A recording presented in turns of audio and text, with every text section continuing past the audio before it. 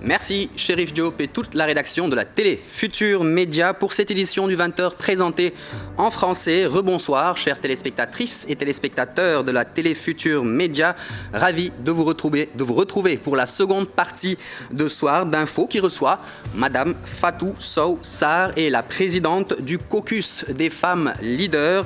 Avec elle, nous aborderons les locales de 2022 et le rôle et la place des femmes dans les investitures.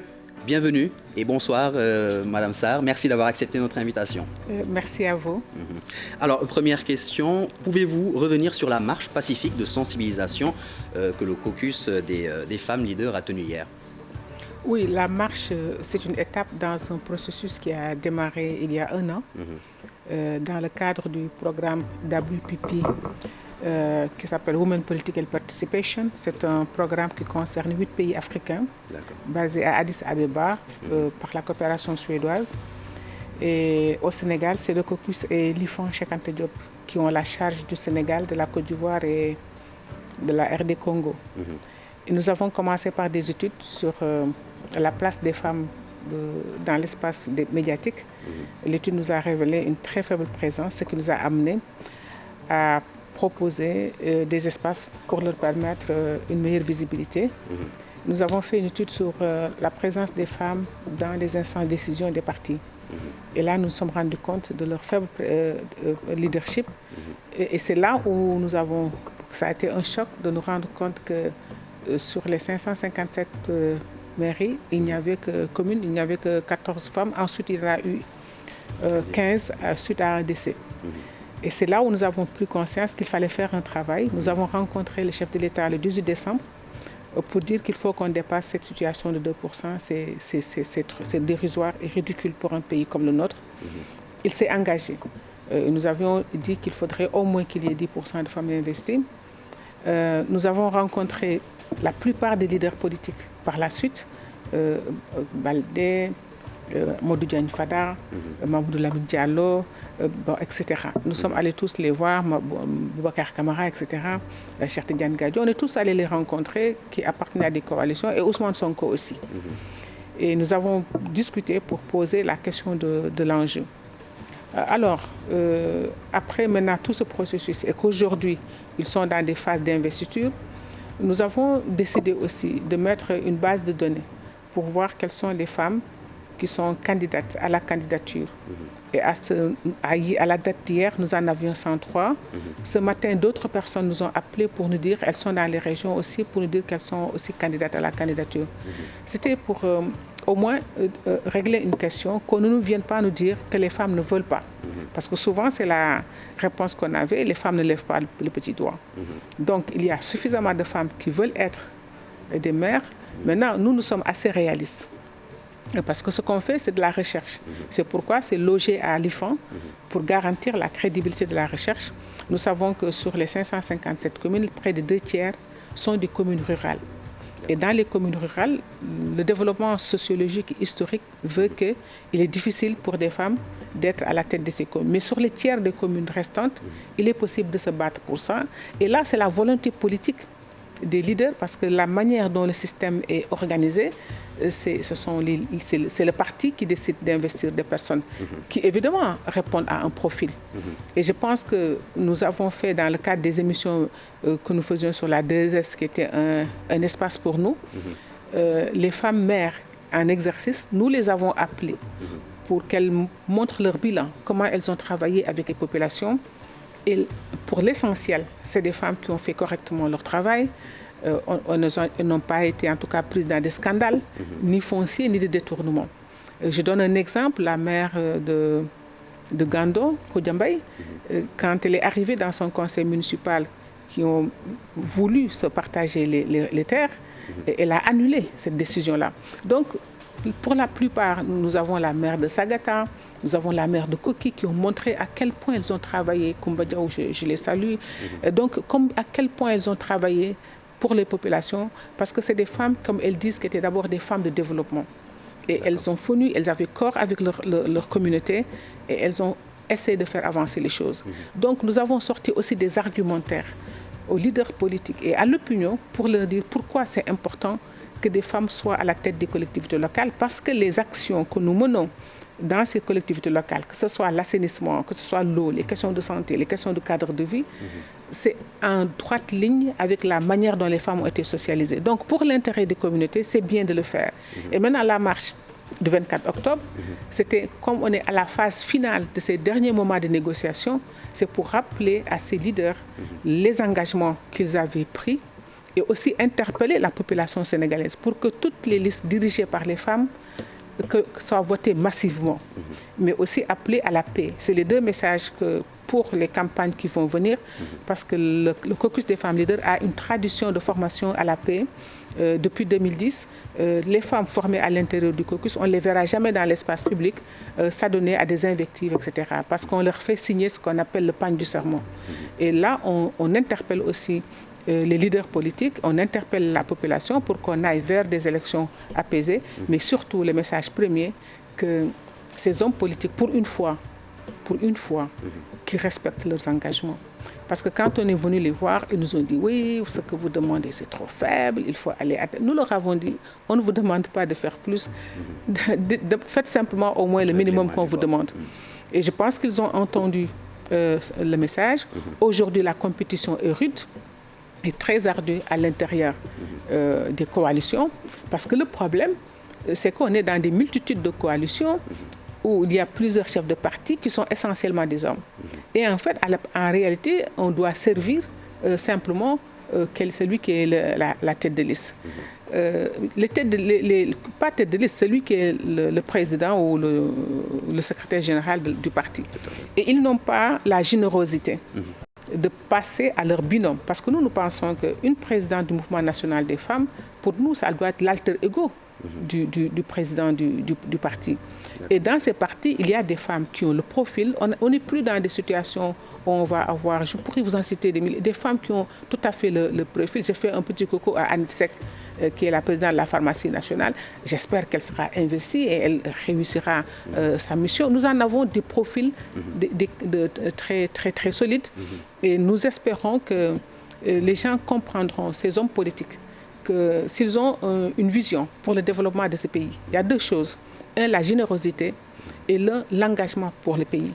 Ils sont convaincus que c'est des gens qui travaillent pour le développement de ce pays. Ils sauront que le développement ne peut pas se faire sans un équilibre entre les deux catégories qui forment plus ou moins des groupes équivalents dans cette société. Et donc c'est pour l'intérêt national, c'est pour le développement de ces localités. Nous ne demandons pas des femmes parce que c'est des femmes, mais c'est parce qu'elles ont une expertise, elles ont une expérience, et au moins les 15 qui sont là pour le moment ont réussi pour nous. Et haut la main, en tout cas nous les avons pour la plupart invitées sur nos plateaux, et elles ont démontré des bilans extrêmement élogieux. Il suffit maintenant de faire un petit pas, parce que 98% des communes sont entre les mains des hommes. Et ça, je pense que c'est scandaleux pour un pays qui se dit un pays de démocratie, pour un pays qui a une histoire de participation des femmes. Quand je prends le royaume du Waalo, depuis le XIIIe siècle, les femmes ont été présentes au cœur du pouvoir et ont été même à la base des mutations des institutions qui ont existé, et tout le monde connaît la fin de l'histoire. Les dernières femmes qui ont dirigé ce royaume, c'est des femmes. Vous allez au Cayor, c'est la même chose. Ce que Yacine Boubou a fait, ce que Ngoné Latyr a fait. Donc nous pouvons les énumérer pour dire que nous avons une histoire de nos traditions qui respectait la femme, et cela nous le tirons de l'histoire africaine, de la charte du Mandé, qui donnait une place centrale à la femme en tant que mère, mais aussi en tant qu'ayant un droit de regard sur la gouvernance. Donc il faut que les hommes politiques, non seulement aient une vision du futur, parce que c'est la Banque mondiale, c'est l'OCDE, c'est le cabinet McKinsey, ce sont toutes ces institutions qui ont démontré que les prochaines croissances dépendront de l'égalité entre les hommes et les femmes. Ce n'est pas nous qui le disons. C'est le FMI et la Banque mondiale qui ont fait des études en Inde pour montrer qu'à chaque fois qu'une femme est à la tête des collectivités locales, la corruption diminue d'un tiers. Donc nous avons un argumentaire technique pour expliquer pourquoi le futur, c'est cela. Mais en même temps, en tant qu'anthropologue, nous leur montrons d'où nous venons. Notre culture est une culture qui a donné une place centrale à la femme. C'est malheureusement la colonisation qui a consacré le recul de la femme. Et si nous voulons dire que nous allons être des pays indépendants, tournés vers le futur, enracinés, comme on le dit à Senghor, sur le socle de notre histoire, il faut que le Sénégal change et qu'on sorte de cette approche où la bataille pour les collectivités locales, c'est juste une bataille pour se servir et non être au service des communautés. Et nous espérons que la marche d'hier, qui a été une très belle marche, j'en profite pour remercier toutes ces femmes qui ont été à la base de cette marche. C'est des femmes qui appartiennent à différents partis politiques, mais qui se sont serrées les mains. Personne ne savait que c'était une marche où des femmes de l'APR ou du PDS ou de Boubacar Camara, etc., ou de Yes. Tout le monde était là. Elles se sont donné la main. Dans le cadre du programme WPP, elles l'ont organisé, elles ont mobilisé. Nous n'avons pas sorti un franc pour cette marche-là. Donc ça veut dire que quand les femmes sont engagées et elles sont convaincues de ce qu'on leur propose, elles sont capables de faire des choses extraordinaires.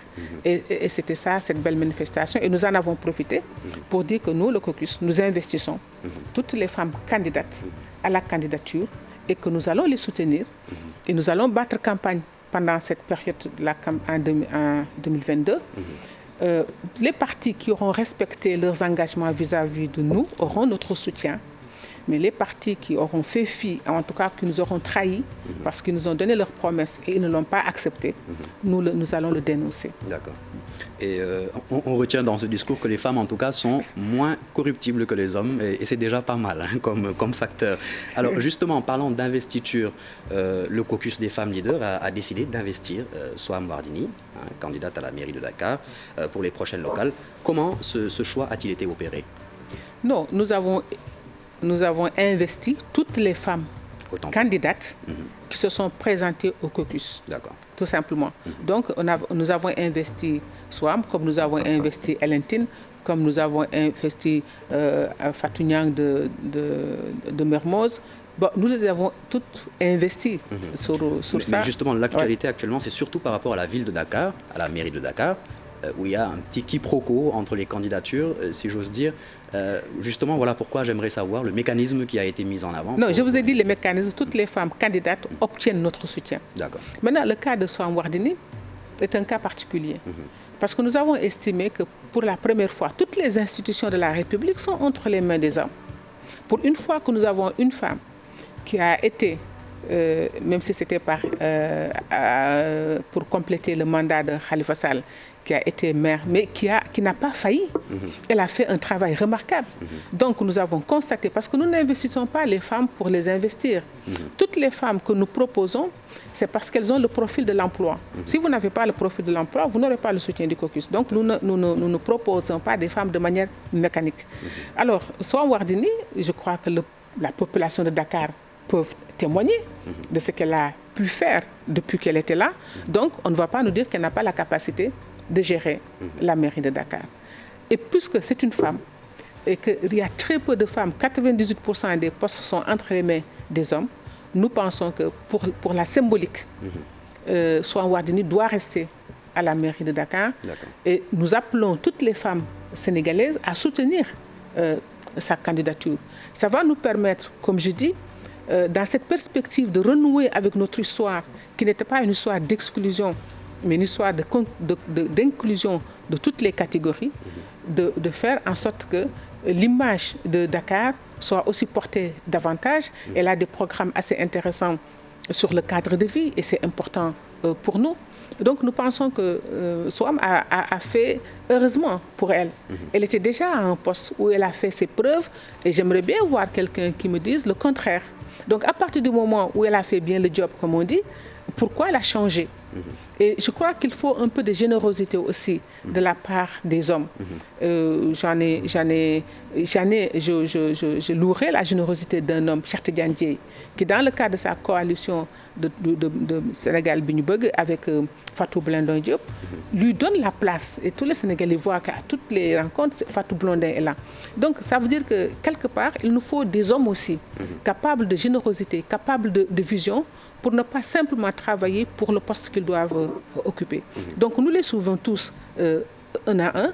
Nous voyons ce que les uns et les autres sont capables de faire, mais malheureusement, quand il s'agit d'occuper des postes, les gens s'agrippent, non pas pour l'intérêt de la communauté ou pour la finalité ou pour la vision qu'ils ont du développement du Sénégal, mais c'est parce que simplement je dois y être et je dois rester là. Certains ne veulent pas passer la main, d'autres pensent que bon, le poste est fait pour eux. Nous avons une commune, parce que nous suivons les femmes que nous aidons dans les différentes communes. Je ne vais pas citer cela. Il y a une commune à Dakar où des gens se sont levés pour vouloir écarter une femme en disant que nous sommes qualifiés, puisqu'ils ont occupé tel poste dans l'État ou dans les institutions. Donc c'est à eux d'être des mères. Mais pour qu'ils soient des mères, il a fallu que ces femmes-là se battent. Elles se sont battues par le passé pour les mettre au poste où ils sont aujourd'hui. Mais ils n'ont aucune reconnaissance pour dire oui, j'ai une boulimie. Parce qu'une fois que vous avez des postes importants dans la République, mais bon sang, pourquoi vous battez-vous encore pour prendre d'autres postes pour la municipalité? Donc voilà les dilemmes dans lesquels on se trouve au Sénégal et qu'il va falloir analyser. Je crois que la question des femmes que nous avons posée est un déclic qui nous permet d'aller au-delà de la question de la femme, de la manière dont les hommes conçoivent le pouvoir en termes d'accaparement total. C'est-à-dire, ils ne veulent pas laisser la place aux autres. Et je donne une image. Quand je faisais un travail sur les femmes dans les marchés, elle nous disait, quand une femme n'est pas été absente, une autre vendait à sa place. Elle ne dit pas, elle n'est pas là, je vais récupérer ses clients. Et je leur pose la question, pourquoi vous faites ça? Ils me disent, la vie, c'est comme ça. Tu prends ta part et tu laisses la part aux autres. Aujourd'hui, nos hommes politiques n'ont pas cette vision du monde. Leur seule ambition, c'est le totalitarisme. Donc, si déjà vous êtes un totalitaire au niveau d'une commune, qu'est-ce que vous serez quand vous serez président de la République? Donc, il y a des questions de fond, du sens de partage, de laisser la place aux autres, d'occuper une place. Bon, mais ce n'est pas cette vision. Mais nous pensons que la candidature de SWAM sera actée quelque part. Parce que ce serait dommage que SWAM ne soit pas candidat. Donc, il faudra trouver tous les moyens possibles pour que SWAM aille aussi réclamer le suffrage des citoyens de Dakar. Et je pense que compte tenu de ce qu'elle a fait et du soutien qu'elle aura des femmes, je crois qu'elle remplira. En tout cas, c'est ce que nous souhaitons, nous femmes du caucus des femmes leaders. Et ce n'est pas simplement, et ce qui est intéressant dans le caucus, la générosité des femmes, je l'ai observée dans cette organisation. Nous avons vu des femmes qui ne sont pas candidates ou dont les partis ne sont pas candidats dans une localité, qui essayent de mobiliser pour des femmes de notre parti. Quel acte de générosité. Mais c'est ça que nous sommes en train d'apprendre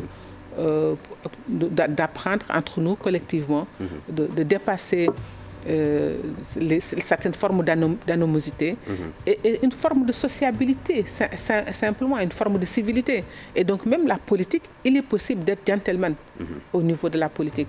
Et je pense que dans cette... on aura aussi, parce que de toute façon c'est une recherche-action, c'est un ouvrage qui sera aussi produit au terme de ce processus, nous pourrons partager le vécu avec ces femmes, la manière dont elles sont en train de travailler pour proposer une autre forme de gouvernance, une autre forme d'échange, de partenariat. Et je crois que c'est la République qui va en bénéficier, et tout le monde. D'accord. Alors, vous le disiez tout à l'heure, concernant certaines femmes, dans leur rôle dans certains royaumes, je tiens à préciser qu'après cela même, en termes de vote, de suffrage, les femmes sénégalaises étaient mises au devant de la scène, bien avant même certaines sociétés occidentales. Comment, avec certains éléments de réponse que vous avez, comment analysez-vous le fait qu'on en soit arrivé là? C'est la colonisation, parce que comme je vous ai dit, quand on nous a vaincu, le premier royaume vaincu en 1855 par Faidherbe, avait à sa tête Ndaté-Yalla. Mais Ndaté-Yalla est l'héritière d'une tradition de 7 siècles de présence de femmes au pouvoir. Donc on n'a pas le temps de le dire ici, mais le royaume du Waalo, avec la dynastie des Mbodj, des Brak, a été fondé avec une négociation sur le mariage avec une femme. Et elles ont continué à marquer le royaume de leur empreinte. En 1583, Diarmbourguel a changé les logiques des institutions. Elles ont fait avancer les institutions. Nous avons des personnages remarquables comme Aram Bakar Mbodj, Aram Bakar qui a initié une forme de diplomatie qui a permis au Waalo d'avoir des alliances matrimoniales avec le Fouta, avec le Kayor, avec le Baol et avec le Sine, qui a été, pour moi, elle a été quelque part la visionnaire pour ce Sénégal dont on dit Ben Bop le Kendouka Harniar, parce que finalement, elles ont mêlé leur sang avec l'ensemble des autres communautés de cet espace qu'on dit aujourd'hui sénégalais. Alors donc ces femmes-là étaient là. Malheureusement, la France nous a vaincus par sa supériorité militaire, mais comme je dis, sur le plan culturel, la France était en retard par rapport aux questions des femmes. Et la femme interdisait, il a vaincu un peuple dirigé par une femme et il est venu interdire à la femme, elle n'avait ni le droit d'être électrice ni le droit d'être éligible. En 1944, on donne le droit de vote aux Françaises pour la première fois, mais on l'exerce en 1945 aux élections locales. Et ils interdisent aux Sénégalaises qui ne sont pas... parce qu'on appartenait aux 4 communes, ils donnent le droit aux Françaises originaires de la France de voter ici dans les 4 communes, mais pas aux Sénégalaises noires. Et là, une autre Ndatayala, qui est la petite fille de la sœur de Ndatayala, donc Ndatayala Fall, qui était avec Ngalandou Diouf, et Sokaina Konaré, qui était avec Lamine Gueye. Et c'est elles qui nous ont donné un peu l'esprit qu'on a dans le caucus. Elles appartenaient à 2 partis différents. Elles ont mis ensemble leurs efforts pour menacer la France de passer sous le cadavre des Françaises si jamais les femmes sénégalaises n'allaient pas voter. Donc même le droit de vote vis-à-vis de la France, les Sénégalaises l'ont arraché. Et je crois qu'il faut retourner à cela pour dire qu'aujourd'hui, si nous avons été capables d'arracher des choses par rapport à la France, nous devons être capables de l'arracher par rapport aux Sénégalais qui sont là aujourd'hui. Alors on est un petit peu rattrapé par le temps, hélas. Un dernier mot peut-être à nos téléspectateurs qui nous regardent. En tout cas, merci à tous les Sénégalais et toutes les Sénégalaises, parce que c'est des hommes et des femmes, c'est des jeunes de partout qui sont venus nous accompagner sur le boulevard général, enfin les allées du Centenaire. Et nous avons terminé cette belle manifestation avec les femmes. Et je remercie et j'encourage toutes les femmes candidates à nous saisir pour qu'on les mette sur notre base de données. Nous en étions à 103 hier. Aujourd'hui, on est à 105. Peut-être qu'il y en a d'autres encore qui vont se signaler pour que demain, on ne nous dise pas que les femmes n'ont pas voulu être mères. Elles ont bel et bien voulu l'être. En tout cas, et bonne chance à toutes ces femmes-là qui, je l'espère, en tout cas, se battront. Maintenant, leur dire une chose, de ne jamais désister. Quand elles se rendront compte qu'on veut préférer un homme, qu'elles refusent de désister, qu'elles maintiennent leur candidature, on verra après quelles négociations on peut faire. Mais qu'aucune femme ne désiste au profit d'un homme. On espère que le message il est bien passé à l'endroit des femmes. Merci à vous, Madame Fatou Sousa. Je rappelle qu'elle est la présidente du caucus des femmes leaders. Merci à vous, chers téléspectateurs, de nous avoir suivis. Restez bien fidèles au programme de la télé Futur Média. Excellente soirée à tous.